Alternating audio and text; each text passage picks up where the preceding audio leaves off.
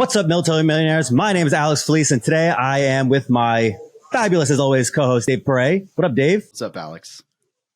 Today, we are joined by a guest that I am extremely excited for, Vitaliy. Vitaliy seems like the CEO of IMA, a Denver-based value investment firm with $350 million assets under management, but that's probably not what he would claim if he met you in public. He would probably tell you that he's a writer.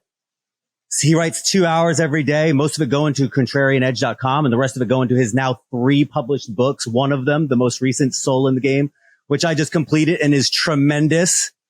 But most of all, I think he would say that he is a student of life, someone who spent a lot of time introspecting about philosophy and values. And today I am extremely delighted and grateful to have him here on our show. Thank you, Vitaliy. Thank you so much. Welcome to the Military Millionaire Podcast, where we teach service members, veterans, and their families how to build wealth through personal finance, entrepreneurship, and real estate investing. I'm your host, David Pere, and together with my co-host, Alex Felice, we're here to be your no BS guides along the most important mission you'll ever embark on, your finances. Vehicle 1, you're clear to depart friendly lines. Roger, Vic 1, Oscar Mike. Hey guys, if you're looking to take your investing, business, life, or just yourself to the next level, then I have something for you. The War Room Real Estate Military Mastermind Group is a mastermind group that meets weekly in small groups of 5 to 6 people to help you hold yourself accountable and really experience that growth. But we also have a monthly guest speaker that we bring in, and we've had guest speakers that talk about mindfulness, taxes.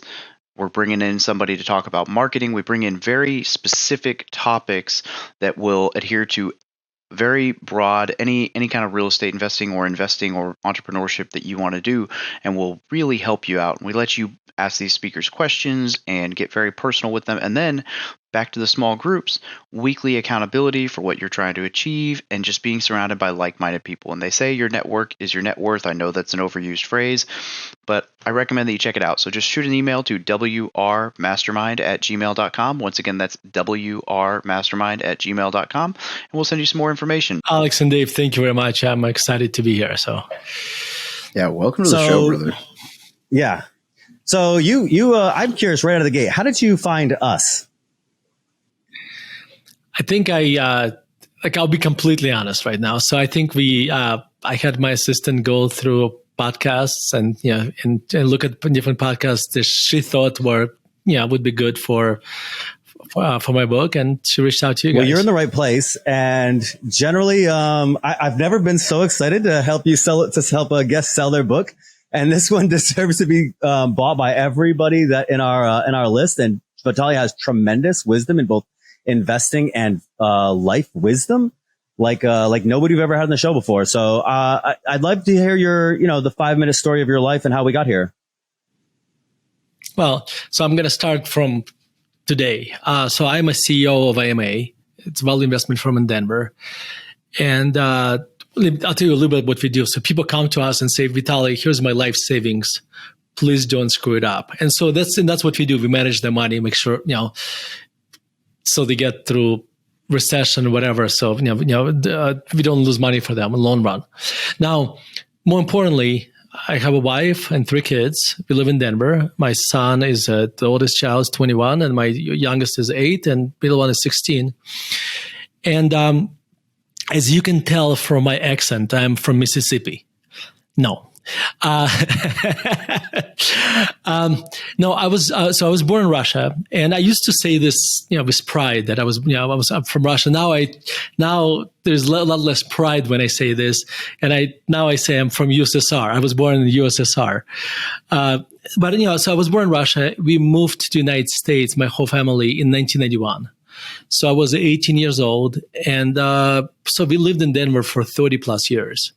It's going to be 31 years in December, and that's kind of the short version of my story. Yeah, and so you are a value investor. On the book, somebody says you are the next Ben Graham, which is a tremendous accolade, a tremendous title. But you do value investing, which is it's an interesting time for value investing, I imagine, because right now we're in what I can tell is near full-blown mania in the market, and everybody's really confident. And so you're looking for really underpriced stocks that you can hold for long periods of time. Is that sort of the gist? Yeah, let me correct you just a little bit. Please. What you said was accurate about 6 months ago. In other words, the mania, full-blown mania was going on 8 months ago. Now that mania is a lot less. Now a lot of those kind of, I would call it .com 2.0 stocks declined 50, 70%. So, and the money is subsiding, the money is subsiding. And I would if you want to look at a historic analogy, and I want to warn you, analogies are not perfect, but we are kind of in the 2001 era, when the .com bubble burst. And now there is a rotation from insanity to common sense. We are kind of somewhere in the midst of it right now. And what's good about it, when insanity is replaced by common sense, usually value does better. And for a long period of time, because value is common sense. And in fact, Warren Buffett would say that the word value investment, is kind of redundant. It's really just investing, or commonsensical investing. I'm a value investor, and I'm very excited because the more disciplined you were over the last 10 years, the less money you made. Interesting. That's really interesting. Let me give you this analogy. Okay, let me just give you this analogy. Imagine you're going to, you play poker. And when you play, okay, sorry. When you play blackjack. You play blackjack. And the blackjack in the long run, you're going to lose. But you can lose, you can reduce your odds of losing. You can do, by playing it right. So, in other words, the less the more aggressive you were with your betting, and the less you follow the rules, that would minimize your losses, the more money you made. So that overlast, that's what happened in the stock market as well. By the way, let's kill the whole gambling analogy because it doesn't work. So let's just stick to the previous one. So, I would say you're kind of right, though. I mean, I was witnessing that in 2019, 2020, 2021. I was sitting in my office with the Marine Corps, and all of a sudden, it's like everybody I'm working with in the crypto stock game is a day trader, and they're all like, look at all this money I'm making, and I'm in real estate and dollar cost averaged into the TSP, which is our 401k, trying to be like, okay, guys, I see that you are making some money right now. I get that. Let me talk to you about short-term capital gains tax and long-term strategies and what and then it was like, you could just kind of see when the market started to shift again. And they all just, instead of, it wasn't a pivot, it was and the phone goes away and we're quiet again. And so let me tell this story. This is a true story. This is 2001, late 2001. The only reason I remember this is because my son was just a few months old, and I was on a business trip in Albuquerque, New Mexico, and my partner and I had 5 hours to kill. So we went to the Indian casino, and just to kill time. And I was playing blackjack, and I just learned, and I just recently read the book about blackjack. And I had $20 that I was going to spend, and I played exactly by the rules. Okay. And there was a guy standing right next to me, and he was half drunk, and he had a wad of cash. And I think it was his payday. And actually, I knew it was his payday because he said to everybody it was his payday. And I would make all these conservative bets, and I would lose every single hand. He would make these stupendous bets, like the ones that you would tell, the book would tell you never do this, and he would win. And this would lasted maybe 20, 30 minutes.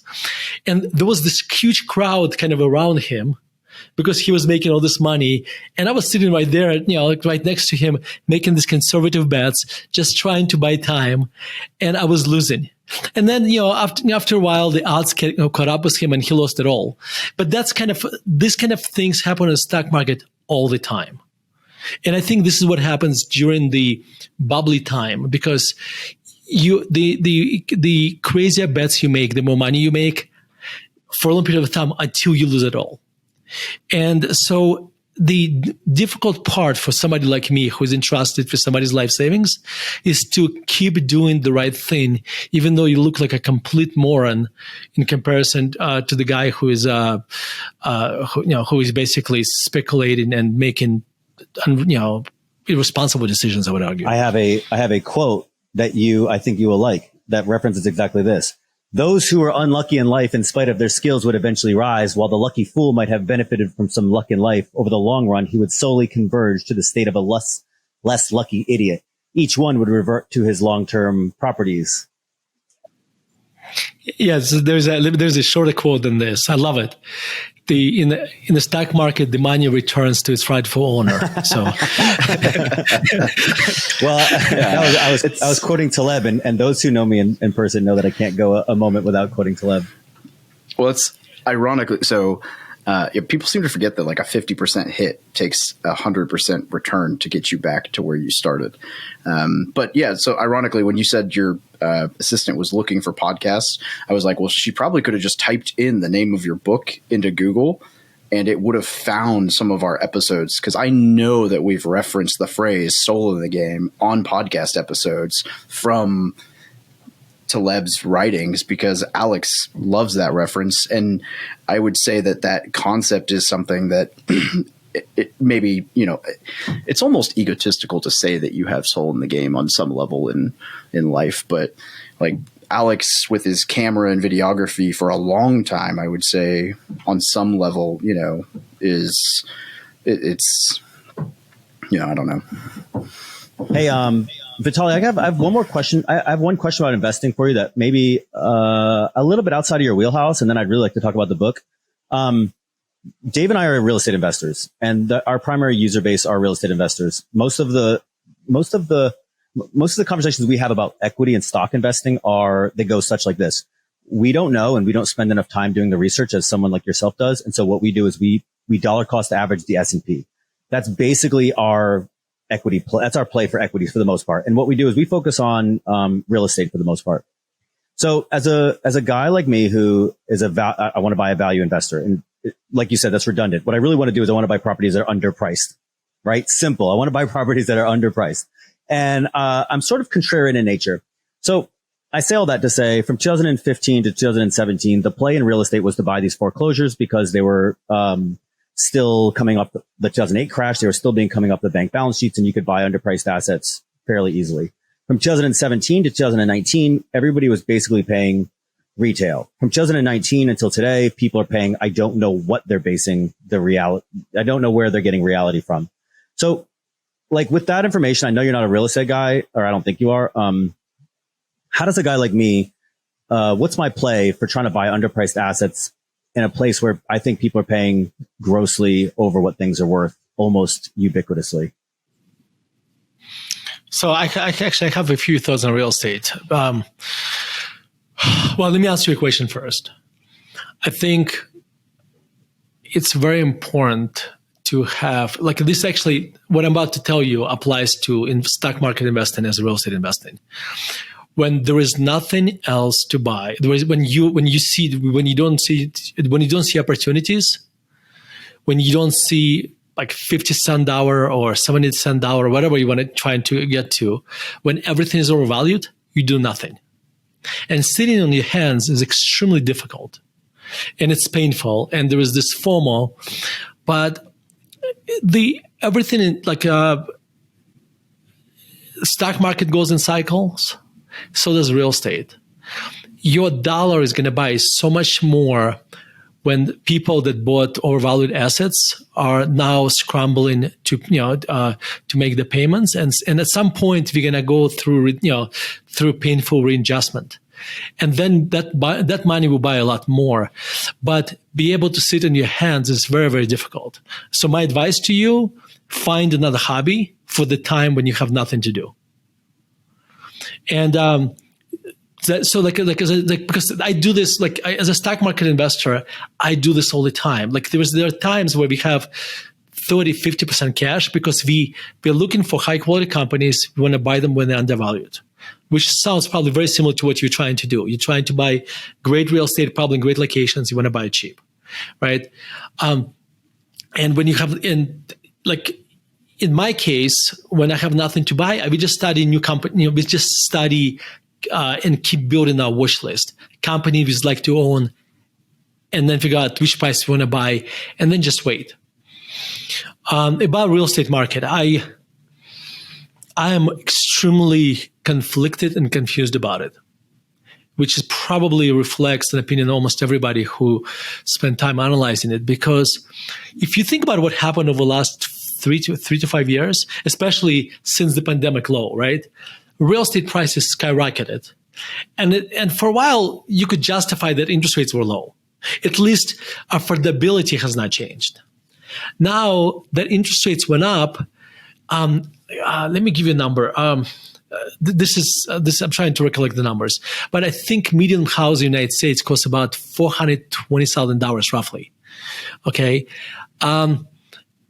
And average income of like in the United States is about $65,000 for a family roughly. So yeah. So when interest rates go from 2.6 for the 30-year mortgage to 5.2, the cost of owning a house goes up by about $7,000, or about 10% or more of average income on a median house. So, in other words, now just here's the point I want to stress. When you go to a grocery store to buy tomatoes, and the price of tomatoes have doubled, when you put these tomatoes on your credit card company does not say, no, this tomato is too expensive. You can't buy it. Okay. However, when you go to buy a house and you try to take out a mortgage, the mortgage company will say this house is overvalued. Number one, because you're going to have an appraiser. And number two, they're going to say, even if it's not overvalued, because interest rates went up so much, and by the way, the housing prices went up 30, 40% over previous several years, you can't afford it. So I can see how the demand will just high interest rates will just reduce, and high valuation, higher prices will reduce the demand for housing. The problem is, let me tell you why I'm confused. And this is where it gets very interesting. If you bought a house 3 years ago or 2 years ago, and you locked in 3% mortgage payment, and now you decide, well, I'm going to move to the other part of town, and then you realize now you have to pay $7,000 more a year. You think, you know what? Maybe I won't move. So I think what's going to happen in the housing market, the number of transactions will drop tremendously. And then anyway, so this is kind of, this is my thoughts on the state of the real estate market in general. I track all of that. It's a very confusing time, and I've been doing this real estate very specifically, and I have a background in finance and banking, and I paid a lot of attention to the 2008 crash, and I've been watching both the actual numbers and the narratives that go along with it over the years, and trying to find out what's what. And it's a very interesting time. So, I appreciate your thoughts. I really do, because I think, there's just not enough people that say, I think that, saying, hey, look, it's a confusing time. And I appreciate your positions on it, but I think it's very unpredictable, or it's a very confusing time for a lot of us. Real estate only goes up.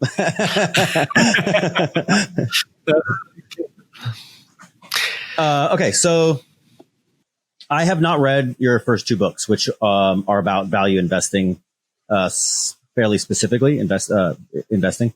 And I'm only a new subscriber to your email list, but I did read this book, Soul in the Game. I believe the term comes from Taleb's term, Soul in the Game, which I adore, and I find myself using it quite often, because, as David said earlier, I have a creative side like you do with writing. I'm not as good as a writer as you, but I'm pretty handy with the camera. But I find I'm curious. You mentioned Taleb once in this book, and I maybe twice. I have a sneaking suspicion that you mentioned him another time. But is that on purpose, or did you speak a lot about the Stoics? You speak a lot about you mentioned Dostoevsky, who I love. You mentioned Buffett a lot, but very little Taleb. Why is this? Oh, I don't. I think I actually mentioned it quite a few times for considering I'm writing a non-finance book. In fact, when I talk about soul in the game, I mentioned that the idea, like the term came from Taleb. It's I give him credit for that. No, I think actually, just think about it. I'm writing a book that has nothing to do with finance, and we can do Control F and how many times I mentioned it. Probably maybe more than a few times. And I have a tremendous respect for Nassim. He's a absolutely incredible thinker, and I have I'm 49 years old, and I was introduced to him on my 30th birthday because a friend of mine gave me his first book, Fooled by Random. No, well, actually, I guess it would be second book. It's Fooled by Randomness. When I was 30 years old, and it's kind of interesting. The dynamic hedging. His editor was Pamela van Giesen, who is the same editor who I had for my first two Wiley books. So in fact, Nassim was I was at the time I was negotiating with Wiley, and he said, "Do you want me to negotiate for you?" I'm like, "No, thank you, but thank you." So he was very kind about that. But anyway, no, I think so. The soul in the game concept is absolutely incredible. And so when I read Skin in the Game, that's where the concept came from, and I was reading the Skin in the Game. It's a great book, and I stumbled on this chapter, which I have to ask Nassim if this, if he had to rate how important the chapter was for him. It sounded to me like it was almost like a throwaway chapter for him. To me, that was probably the most important chapter in the book. And it seems like the same for you guys, right? Yeah, he's got a chart in that book about people with no skin in the game, people with skin in the game, and then people with soul in the game, artisans, creators, and this and that. And I remember I was listening to it on audiobook. It was my first Taleb book. I'd stumbled across it. And I was like, man, this guy's grumpy, but he's really smart. That was my first impression, right? and it's on audiobook, and it's it's going on my speaker in the house. And my girlfriend at the time, she's listening, and he's doing on the audio. It just does this thing: so and so skin in the game, so and so no skin in the game, so and so soul in the game. And he does this chart for a while, and I remember it really sunk into me that piece, and yeah, it stuck with me for a long time. And then I immediately read all four other books. So you, on page 158, you have a friend that you say he's an incredible thinker, but sometimes he teaches you how not to behave, because when he gets somebody in his sights, he is ruthless about, he's ruthless, in condemning them. Is there any correlation to our friend? Because he's pretty severe on Twitter, to say the least. I prefer not to answer that question. Fair enough. Fair enough. Okay.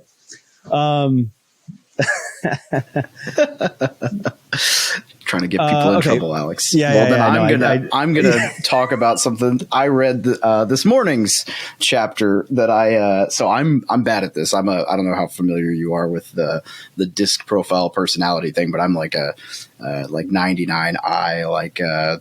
I very much am the type of personality who wants people to like me, and it's, trying to work through it. It's not an easy thing to deal with a lot of times. And so your chapter today that I was reading, actually not today, it's like a week ago, but was the where you vocalize internal, external, when you think through emotional, the stoicism piece. And I know that, right? I know things that are in your control, out of your control, internal disruptors, external disruptors, but the fact that you vocalize it or tell yourself oh, this is an external thing, I can't control this, is I was like, wow, that's actually that's such a simple and subtle difference. And so I'm gonna start doing that. I was like, wow, that makes, yeah. So I don't know. I'll let you know how it works for me, but I'm excited to start giving that a shot, because I was like, that's such a simple little trick to just go, nope, this is don't worry about that. Dave, so let me just make this point. So Stoic philosophy, I would probably like I think maybe a more appropriate name would be Stoic Practice. Because with like I look at Stoic, let's call it Stoic Practice for now, as basically an operating system for life. And when you try to practice this, you're trying to rewrite the programming that's you've been programmed for decades, and you're trying to rewrite it. And therefore, there's an Asian proverb, knowing and not doing is not knowing. Knowing and not doing is not knowing. So you're reading the book, but not practicing it. Like, you're reading about Stoic philosophy, but not doing anything about it. You might as well not know it, right? So I would argue that you have to practice every day, and you're going to fail a lot. But every time you fail, you try to learn from it, get up, and keep going, which is, I'm sure that's probably very similar to what you guys training you got in military. So that's probably very similar to that. There was another piece of advice in here, something that I had learned, and I was really encouraged to see you write about it very eloquently about environment. And I think this is a piece of advice that I would love our listeners to understand. The simple explanation I always heard, the first one was, you should have no TV in your bed. The only thing you should do in your bed is sleep. And what it does is it trains your brain so that when you go to the bed, you go to sleep. And you mentioned this with writing. You're like, I have to go somewhere specific to write because then I get into the mental creative space to write. And I think people are like this with a lot of things. I say about the gym. I find very, very, very few human beings who can have a home gym and be productive, work out productively, because there's too many distractions at home. I'm certainly not speaking for everybody, but it's much harder to get into that creative, that certain mental space. And so, I don't know if you wanted to expand on that. There's a piece just so I could, I just wanted to kind of prep the listeners about what it was. Let me just give you like an example that I didn't have in my book, but I think it may help some people. My son Jonah, who was a horrible student when he was in the 11th grade in high school, his GPA was literally 1.3. And then he decided that he just suddenly, when he went to 12th grade, he matured.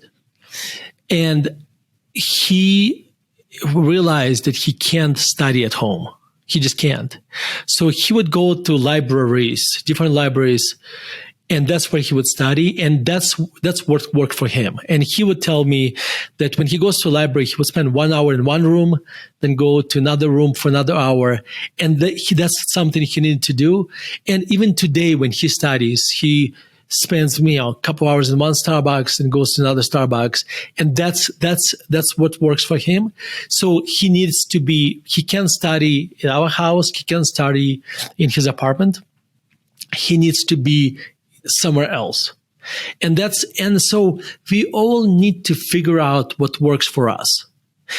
So in other words, let me be a little bit more specific. We have to be mindful about this. We shouldn't just say, I'm going to study.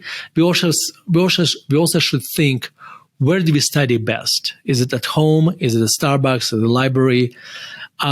Whatever works. I think I wrote my first two books in Panera Bread and Borders bookstore. And Borders bookstore was perfect, actually, because like when I was writing about poker, or gambling or whatever, I would go to the gambling section, pull the book out, and just catch up on some terminology that I didn't know at the time. But that environment worked for me. Today I do things differently. Today I have a writing chair in the basement, and I have a writing chair in the bedroom, and I have a laptop that's waiting for me when I want to write. I have my headphones,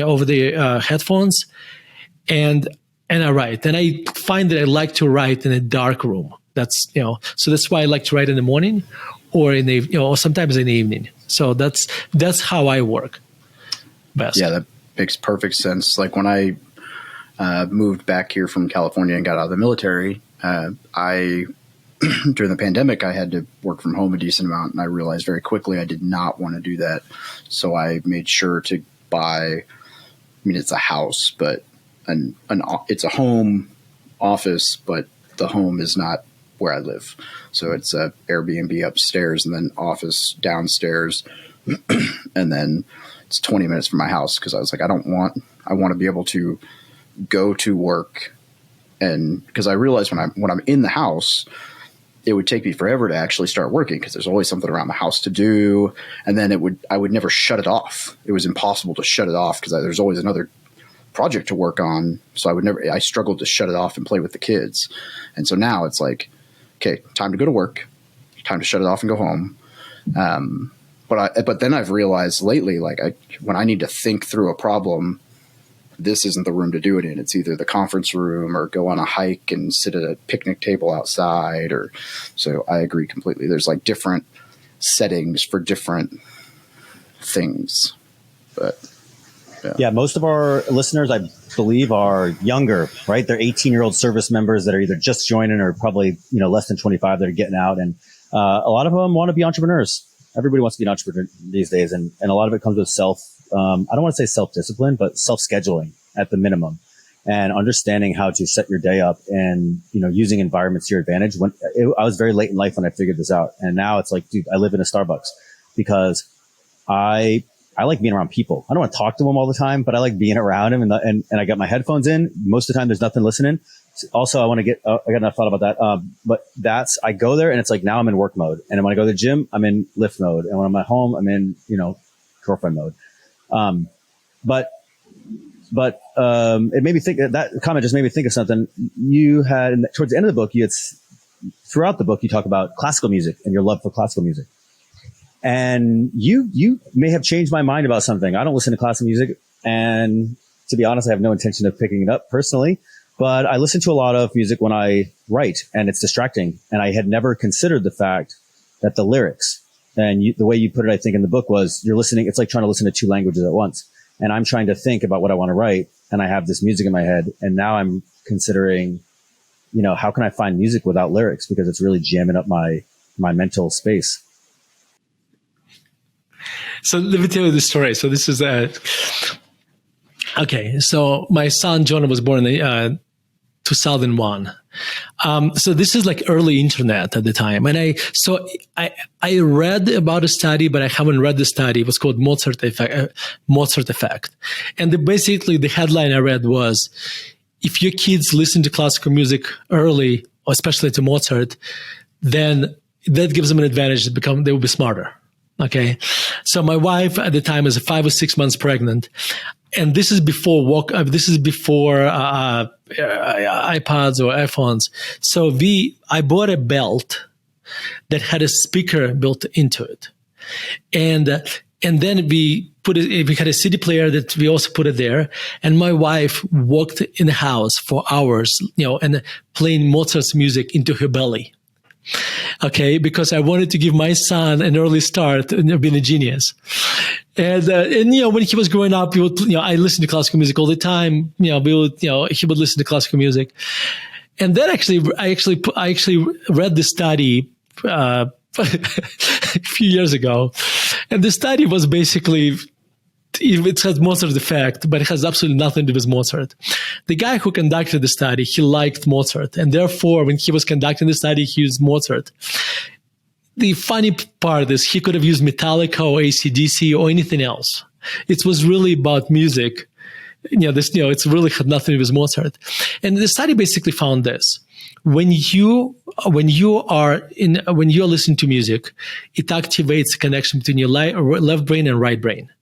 So therefore, that induces more creativity and communication between the two sides of your brain. However, it's only there is maybe 10-minute residue after the fact. So after you stop listening, maybe there is a positive side effect for about 10 minutes and then it stops. Okay, that's point number one. So by listening to Mozart or AC/DC or whatever, it's not going to make you more brilliant. Now, this is your point you're making, is that you're right. When you're listening to music that has words, your brain is basically, in addition to you're trying to write, the part of the brain that is responsible for speech is also analyzing the words of what you listen to. And therefore, it actually can have a negative impact on your creativity because you are taxing your brain, with this. So you need to figure out what music helps you, which one doesn't. So I'll give you a few examples. So I listen to classical, so I listen to classical music, and that works for me.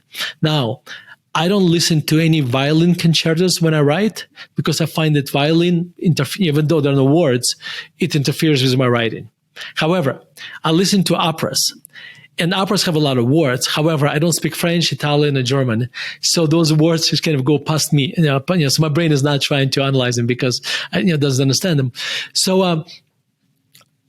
So for me, that's what works for me. So everybody who writes or does something creative need to be mindful about it. What music works for you, which doesn't.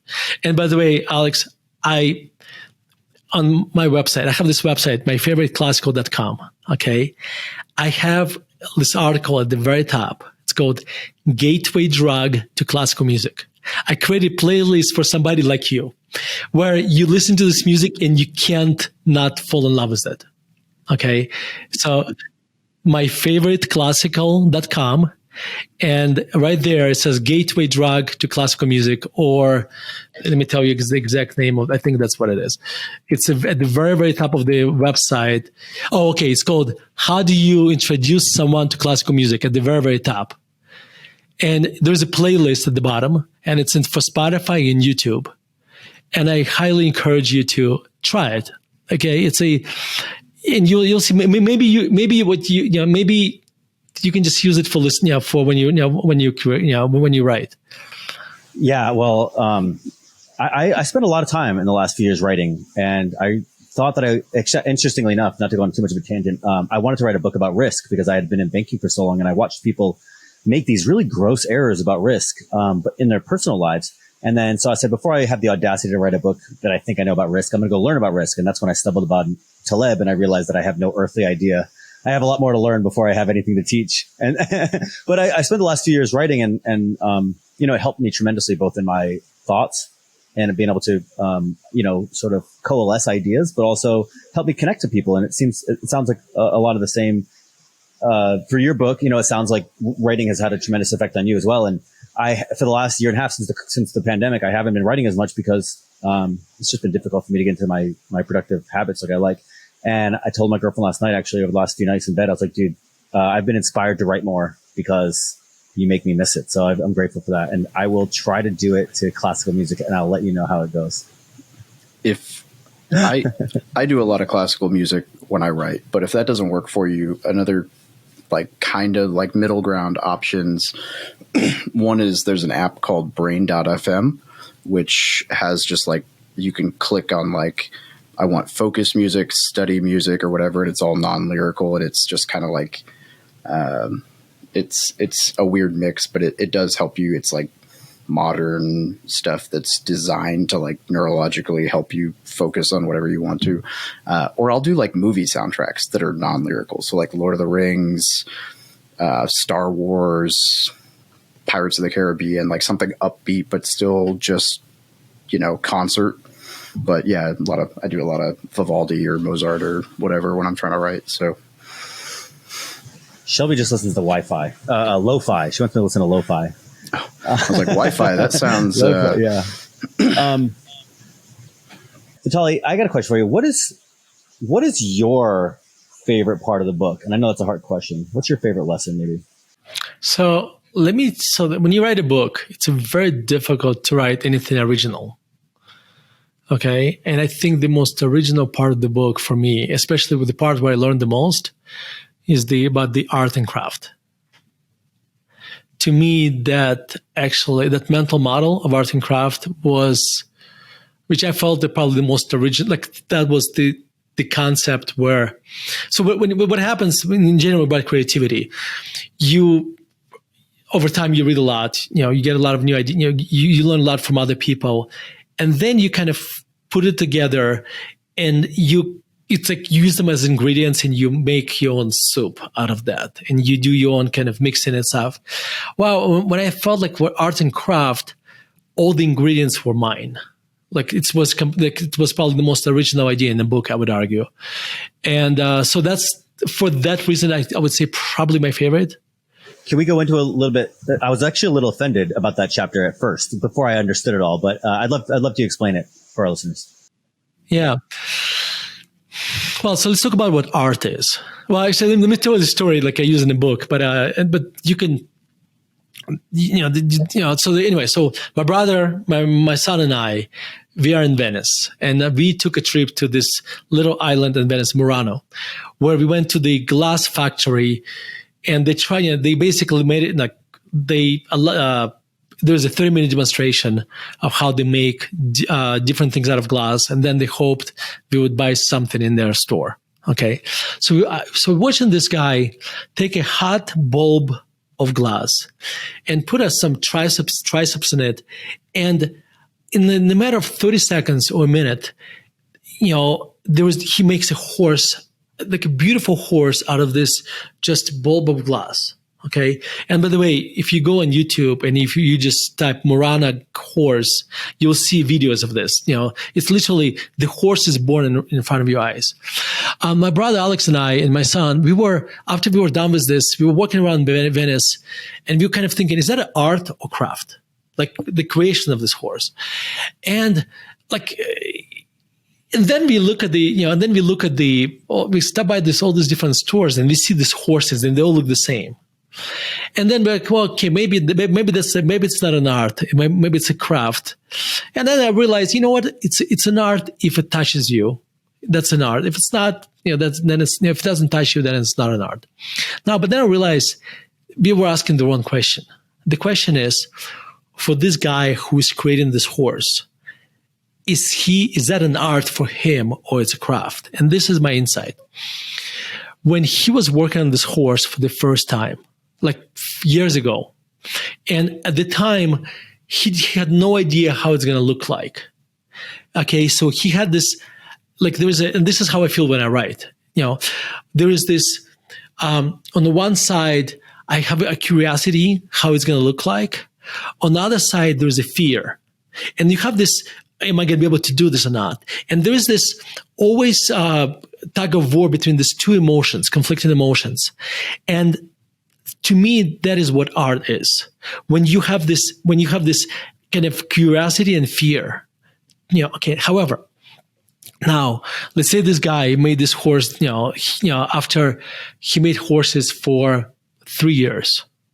Whenever he starts making a new horse, at this point, there is very little, curiosity, because he knows exactly what he needs to do to make this horse. At this point, it's just, the art became a complete craft. Okay. So I would argue for us, for a lot of creative people, when we do the same activity many, many times and becomes a craft, we need to start looking for activities where there is more art present. Okay. In the book, I use an example of Claude Monet, who rented an apartment and painted Rouen Cathedral for 6 months. And all he was doing, just studying light, because the cathedral by itself, the building doesn't change, but he loved how the lighting, every day the lighting was a little bit different. And he was studying the light, how to paint art, how to paint that light on the cathedral. And then after that, he went to paint haystacks, and he studied haystacks. And then he did the water lilies. By the way, if you carefully look at Monet's paintings, there's probably 30 or 50 paintings of water lilies. There is dozens of paintings of haystacks. And there was a reason for that, because he was studying this. But at some point, when he felt that the art was gone and all left is craft, he moved on to a different subject. I really like that concept. Really, really, because I feel that when I get obsessed about something, I get good at it. And then I'm like, okay, now I'm bored. Let me go do something new. Let me go do something new and challenging. How do you feel? Is there any way that you tie that into investing? Absolutely. Okay. Imagine if you are an analyst and all you're doing is analyzing utility stocks. There's probably 20 utilities in the United States. Okay. And it's a very boring business. Okay. Maybe when you start analyzing in the beginning, there is some nuances you have to learn. But after you've been doing it for 3 or 4 years, it's like there was very little to learn. And I'm just using it as an extreme. Okay.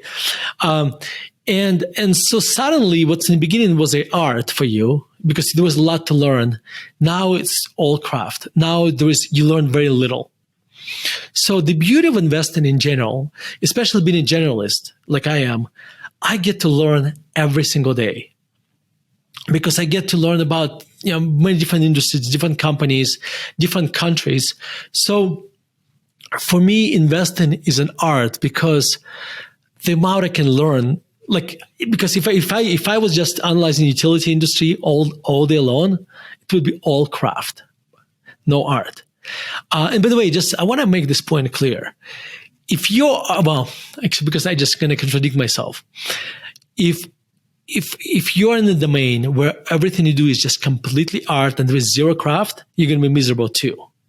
Because you need to have a balance of art and craft.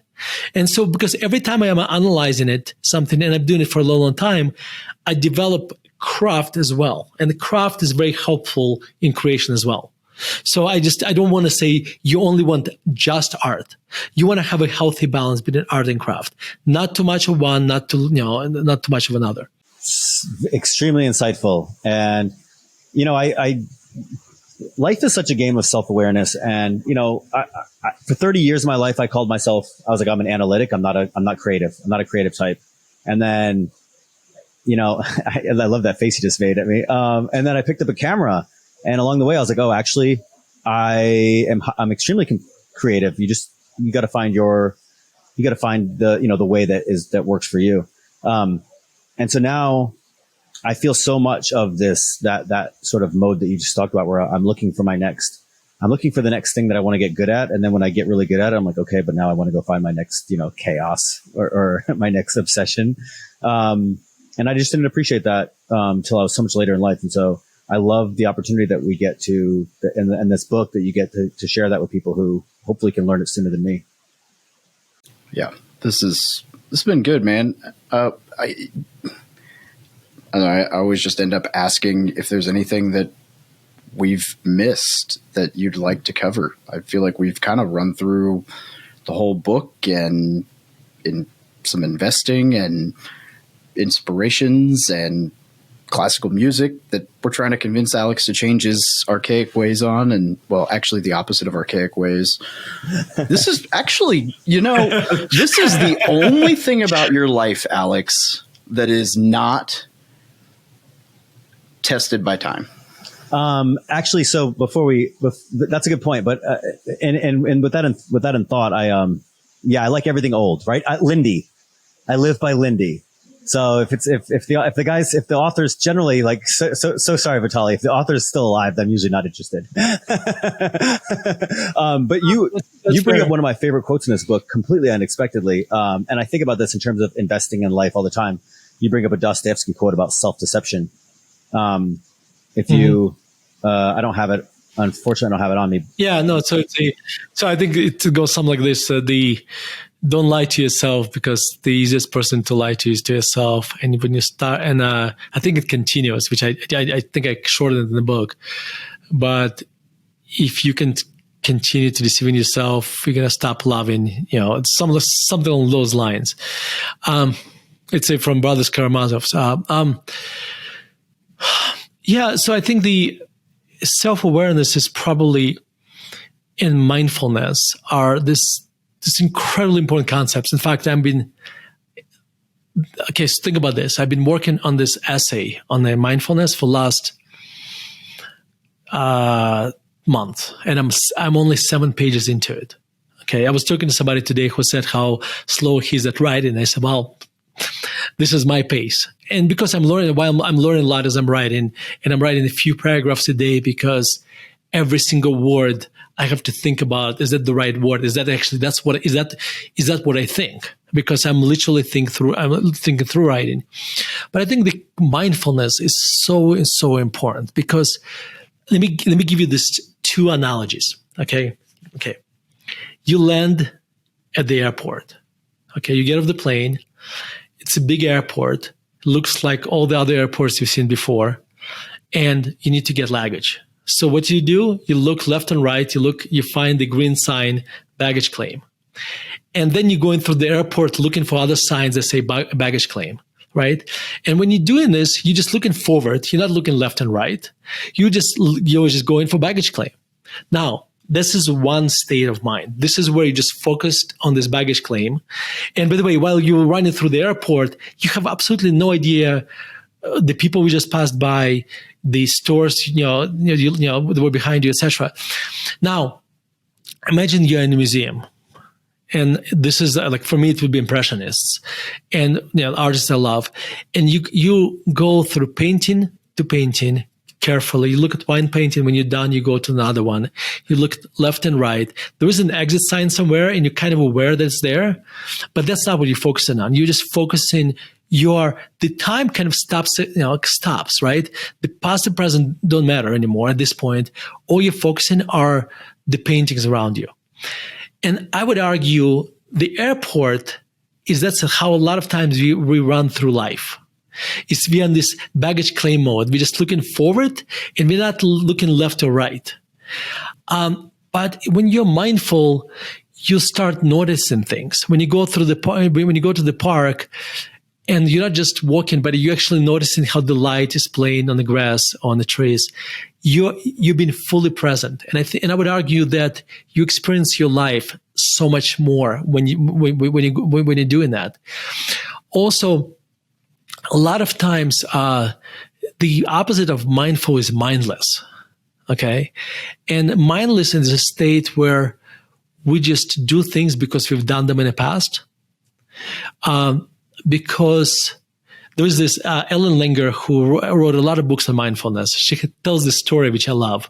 Well, it's a made-up story. Alex and Dave, imagine 2:00 in the morning, somebody knocks on your door, and there is this woman standing there who is like, you can see she's well-dressed, she's very wealthy, and there is a Rolls Royce behind her, and she says, Alex, I'm going to give you $10,000 if you can find a piece of wood that is a 3x4. Okay. She said, my husband and I playing this game. Whoever finds a piece of wood first wins. She's like, don't ask, stupid game. Just, that's what we do. You kind of think about it. Okay, well, the Home Depot is closed. Lowe's closed.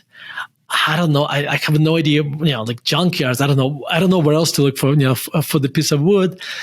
And you say, you know what? Like, I'd like to help you. I'd like to get the $10,000, but I can't help you. You close the door and you go back to sleep. Then you wake up in the morning and look at the door and you realize, oh my God, that is a 3x4 piece of wood. So, but the problem is this: when you think of the door, you put it in the category of a door. And therefore, when we put things in categories, we stop, like our mind kind of shuts off. And we start, and so if you were asking, if you stop thinking in categories, which it's a skill, then you would have thought, yeah, there's probably pieces of wood in my house that are 3x4, and there's probably 5 of them or 10 of them. So this is this is what I think about. So this concept of mindfulness and mindlessness, this is going to be my next big essay about, because it's fascinating to me. I love it. I also love that you mentioned how much thought you put into your writing, which is, I think, why this book is so good. And it brings up one of the, I think it's a Mark Twain quote. I looked it up. It says it's Mark Twain that's attributed to, but if I had more time, I would have written a shorter letter, which I love that quote. And so that's immediately what I thought of when you said that. I was like, man, that's pretty cool. It shows that you put a lot of thought into your writing, which is. Actually, I have a question for you guys. What's your favorite chapters, or chapter or chapters? I'm going to put you on the spot a little bit. That's tough for me. I think. So if you ask me today, it's the internal, external. But for me, it's less a favorite chapter so far, and it's the fact that it's like a bite-sized chapter, and each one has a different lesson, and it's something to digest every day. And it's cool because it's almost like the Daily Stoic, where it's like just a different lesson every day, but it's in story form, so it's so much easier to digest, which is just cool. Alex is going to have a really deep, inspirational answer. No, yes. Actually, since you put me on the spot, I'm going to tell you my favorite thing about the book, but I'm also going to tell you my maybe singular criticism. So I mentioned the part about environment. I don't know if that's my favorite part, but that definitely was some of the sort of like hidden in day-to-day wisdom that people just don't think about that really affects them. And I thought that was really interesting you put in there. My favorite part about the book in general is for the last few years, so I'm not a lifelong reader. I started reading probably 10 years ago, and I did it because I wanted to learn how to invest and learn how to make money and learn how to do business. And so I started following all my peers and my mentors, and I started reading all these business and self-help books. And I quickly realized that they're shallow, or there's just not that much to the self-help genre in general. There's if you can knock out like 5 books of self-help, you've basically got the entire genre. And the same thing for business and investing. It becomes very repetitive really quick. And so, but this reading only fueled my curiosity. It did not satiate it in any way. And so I started to read other books. I started to read Dostoevsky and Tolstoy and Taleb and these books that my peers weren't reading. And I started to realize that more important than making money, I shouldn't say more important, but in addition to the importance of making money, is learning the wisdom of life that is very commonly missed in our certainly in American culture, right? People teach you, they want to sell you things.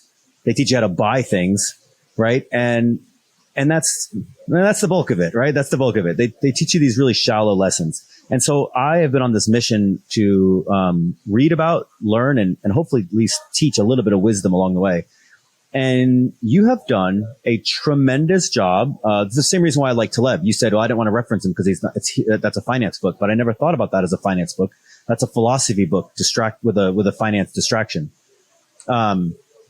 And I think you did a tremendous job of writing a book of wisdom for investors. And it's just not done that well or that often. And that just spoke to me so deeply. Oh, thank you. But I want to know the criticism. You don't take compliments well, which I love. Okay. My favorite quotes, and I've highlighted many in this book. My favorite quotes in this book, of which there are many, are all someone else's, sir. What's wrong with that? No, but I think there's nothing wrong with it at all. This is my stretch of a criticism, let's say. I keep reading through this book. I'm like, this is a great quote. I'm like, and I said to my girlfriend, I'm like, damn it, Vitaliy, I'm going to have to read back all my favorite quotes, and they're by Seneca. So it's kind of interesting. When I was writing a chapter about Stoic philosophy, I made a deliberate choice to quote them tremendously. So there was and that was a choice. It was not out of laziness, but it was because I felt like they are such a clear writers, and there's so much beauty in that quote, in what they wrote. This is why I wanted to bring you as close as possible to them. So that's why there are so many quotes. But I'm so glad. Listen, as long as you read it and you learn and it touches you, that's all I care about. By the way, I just did a Control F on the book. I mentioned the same 8 times. So so it's not so bad. Maybe 9, depending on.